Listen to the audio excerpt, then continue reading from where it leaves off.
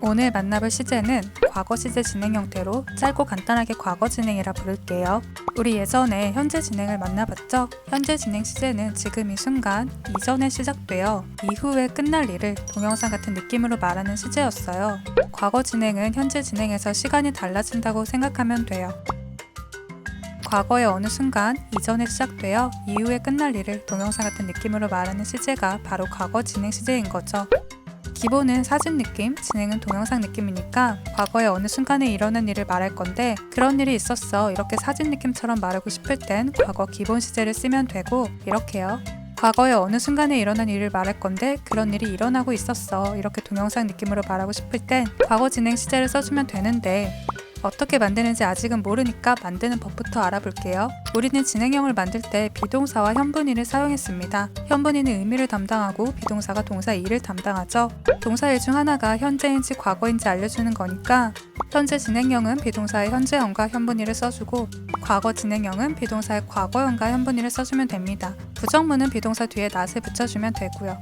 과거 진행은 별로 어렵지 않죠? 우리가 현재 진행 시제를 만나봤잖아요. 그때 동사가 가진 뜻이 진행 느낌이랑 잘 안 맞는 경우도 있다는 걸 알게 됐어요. 그래서 진행이 가진 느낌, 이런 거죠. 이런 느낌을 굳이 끼얹고 싶은 게 아니라면 현재 진행 문장을 만들고 싶은데 동사가 가진 뜻이 진행이랑 안 어울린다면 현재 진행 시제로 쓰지 않았잖아요. 과거 진행 시제도 마찬가지예요. 동사 like가 좋아하다라는 뜻으로 쓰일 때 진행이랑 느낌이 잘 안 어울리죠? 그래서 이렇게 과거 진행으로 쓰지 않고 과거 기본으로 씁니다. 지금 하는 얘기가 무슨 얘기인지 잘 모르겠다면 여기를 봐주세요. 저번 영상과 이번 영상으로 과거 기본과 과거 진행에 대해 어느 정도 친해졌는데 잠깐 과거에 대한 이야기를 한번 해볼게요. 과거는 지금 이 순간, 이전이죠. 1초 전이나 1000년 전이나 모두 과거예요. 그래서 과거에 일어난 일을 말하고 싶을 때 과거는 너무 방대하니까 구체적으로 언제 일어난 일인지 같이 말해주면 좋겠죠.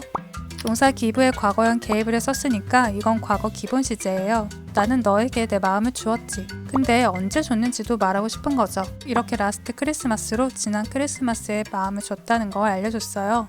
라스트 크리스마스나 yesterday처럼 과거의 시간을 하나의 단어, 표현으로 말해줄 수도 있는데요. 이 문장에서 그가 전화했을 때나 아니면 이 문장에서 카페에서 너를 만났을 때처럼 과거에 일어난 사건으로도 과거의 시간을 말해줄 수가 있어요. 이런 경우라면 과거에 일어난 일도 문장으로, 과거 시간도 문장으로 표현하게 됩니다. 그런데 이런 경우 문장이 두 개라서 하나의 문장처럼 만들어야 하죠.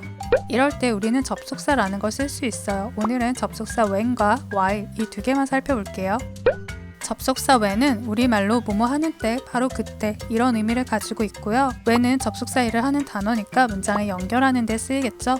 과거 시제로 우리는 과거에 일어난 일, 행동을 말할 수 있고 과거의 상태를 말할 수도 있어요. 이때 주어의 상태를 말할 수 있다는 말이에요. 과거에 이때 우리 엄마는 29살이셨다는 문장이죠. 그런데 과거에 언제 29살이셨는지를 말해주고 싶어요. 과거 시간을 I was born 이렇게 문장으로 표현해서 말해줄 거예요. 왜냐면 이런 말을 하고 싶은 거니까요. 그래서 우리는 이 두 문장을 접속사 when을 사용해서 연결해 볼게요.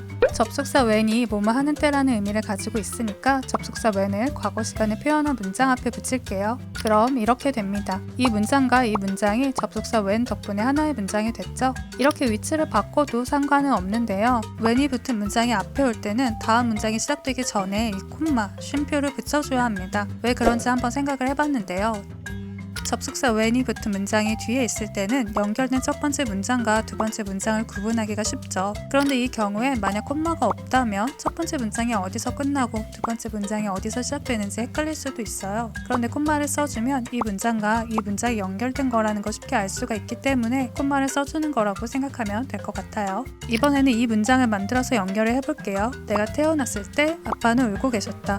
과거 진행을 써주면 됩니다. 그럼 이렇게 되겠죠. 역시 when을 붙인 문장을 앞에 써줄 거면 콤마를 붙여주세요. 이번에는 뭐뭐를 하던 중에 어떤 일이 일어났다는 걸 말해볼게요. 아빠가 울고 계신 중에 내가 태어났다라는 말을 하고 싶으면요. 이렇게 쓰고 이 두 문장을 하나로 연결하면 되겠죠? 여기서 중요한 게 하나 있다면 과거 진행 시제를 쓴 문장이니까 아빠가 이때 울기 시작하셔서 이때 울음을 그치신 거예요. 그럼 내가 언제 태어났냐면 아빠가 울고 계셨던 동안에 그 안에 내가 태어난 거죠. 우리 말로는 울고 있을 때 태어났다라는 말이 별로 어색하지 않아서 이때도 접속사 when을 쓰면 되겠구나 생각하기 쉽지만 진행은 이런 느낌이잖아요. 진행 문장으로 시간을 말해줄 때는 뭐뭐 하는 동안이라는 뜻을 가진 접속사 while을 써줄게요. 이렇게요. 이땐 콤마를 써줘야겠죠? 우리가 접속사 while로 문장을 연결할 때는 이런 말도 할 수 있어요. 뭐뭐를 하던 동안 뭐뭐를 하고 있었어. 그럴 때는 두 문장 모두 과거 진행 시제로 써주면 됩니다. 내가 TV를 보고 있는 동안 그녀는 공부를 하고 있었지. 과거 기본, 과거 진행 문장들을 블로그에 따로 정리해 볼게요. 도움이 되셨다면 좋아요, 구독 부탁드려요. 그럼 과거 완료 시제로 다시 만나요.